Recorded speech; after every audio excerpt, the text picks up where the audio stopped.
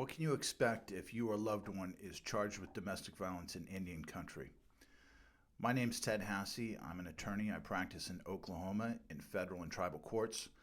I'm going to talk in a series here about some of the most common charges that I see in federal court, the most common charges I see in tribal court.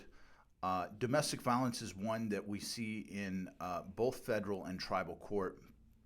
And the most obvious distinction that I'm finding is in a domestic violence incident that involves a gun.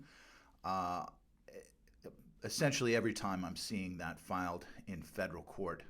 So you end up in the big leagues if there was a gun involved.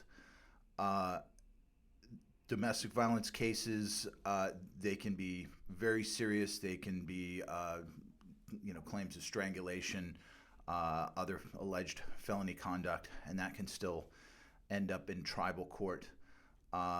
Something folks are surprised to discover when it happens to them. Domestic violence is the only charge for which a non-Native American can be charged in tribal court. So that's something that can happen. And now with recent Supreme Court ruling in Oklahoma versus Castro-Huerta, now domestic violence committed by a non-Native American against a Native American, there are three jurisdictions that can charge now. The state of Oklahoma, they're one of the counties, one of the tribal nations, and then federal court. With tribal court, domestic violence is probably the charge that they take most seriously, or that they tend to be most harshest about. It's the charge that they are least likely to give a defendant a good deal.